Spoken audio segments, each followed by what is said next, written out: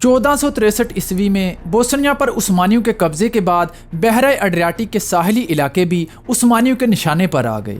سلطان محمد فاتح اپنی بری طاقت کے علاوہ بحری طاقت کو بھی بڑھانے پر غور کر رہے تھے۔ عثمانیوں کی اس بڑھتی ہوئی پیش قدمی سے ہنگری اور اٹلی کو سب سے زیادہ خطرہ تھا۔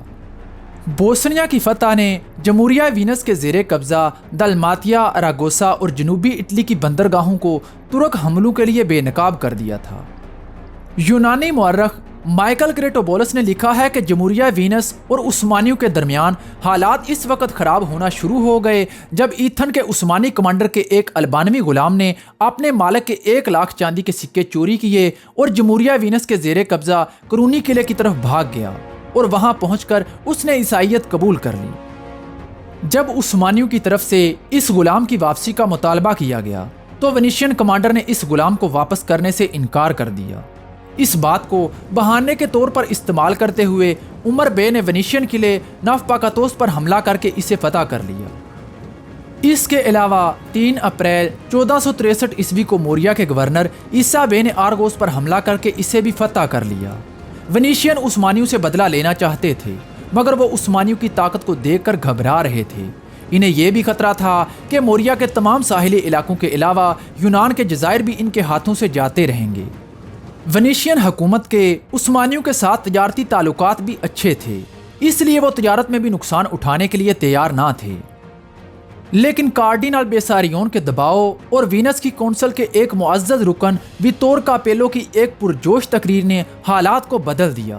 اس نے کہا کہ اگر ترکوں کے خلاف جنگ نہ کی تو جمہوریہ وینس کھو جائے گا، اور آخر کار وینس کی سینٹ نے عثمانیوں کے خلاف صلیبی جنگ کے حق میں ووٹ دے دیا۔ پوپ پائس دوم پہلے سے ہی کسی ایسے موقع کی تلاش میں تھا۔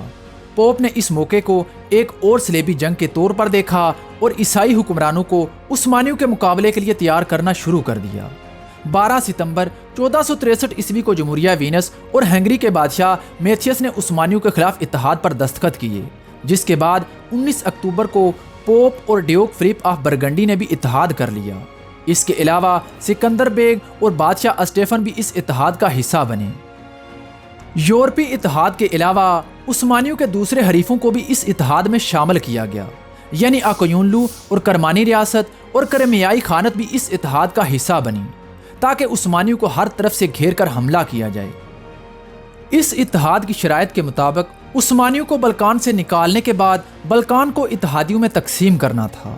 موریا اور مغربی یونان جمہوریہ وینس کو ملنے تھے، بلغاریہ، سربیا، بوسنیا اور ولاچیا ہنگری کو، اور سکندر بیگ کو مقدونیہ کا علاقہ ملنا تھا، اور قسطنطنیہ سمیت باقی بلکان پیلالوگس خاندان کے کسی بچ جانے والے ارکان کے حوالے کر کے دوبارہ بازنطینی سلطنت کو بحال کرنا تھا۔ اس نئے اتحاد نے عثمانیوں کے خلاف ہر طرف سے جنگ چھیڑ دی۔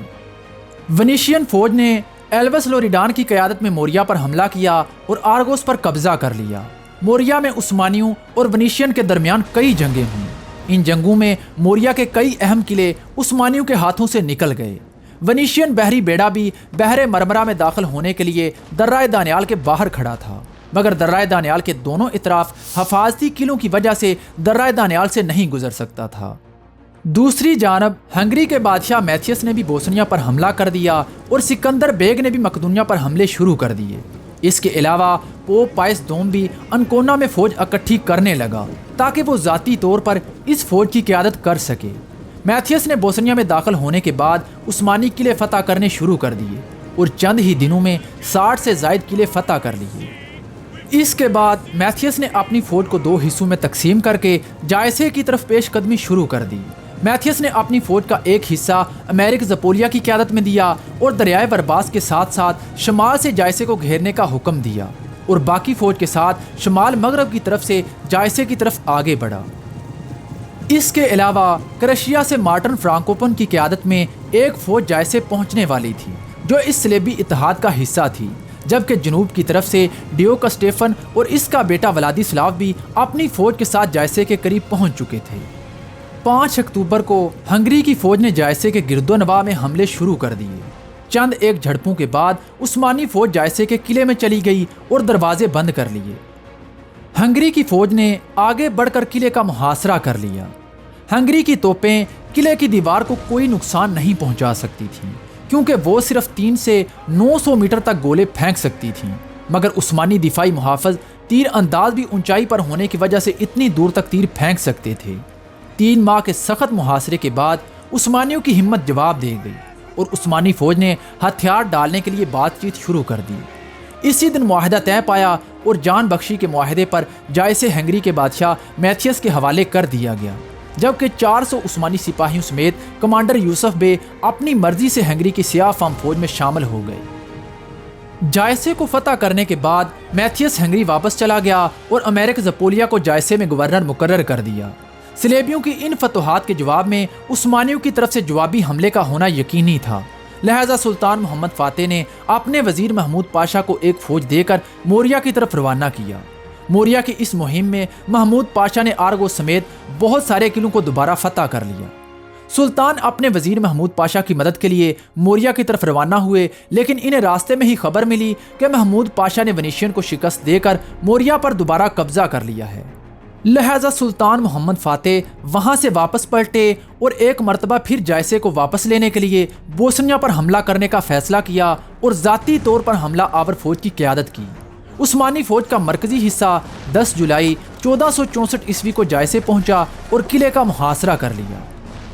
6 ہفتوں سے زائد جائسے کا محاصرہ جاری رہا، توپیں گولے برساتی رہیں اور عثمانی فوج دیوار پر چڑھنے کی ناکام کوششوں کے علاوہ کان کنی بھی کرتی رہی، لیکن ہنگری کی دفاعی فوج نے ترکوں کے تمام حملوں کو پسپا کر دیا۔ 22 اگست کو سلطان نے 3 اطراف سے حملہ کرنے کا حکم دیا۔ شدید جانی نقصان اٹھانے کے باوجود بھی عثمانی قلعے میں داخل نہ ہو سکے۔ دوسری طرف جائسے کے محاصرے کی خبر سن کر میتھیس خود بھی ہنگری سے جائسے کی طرف روانہ ہو چکا تھا۔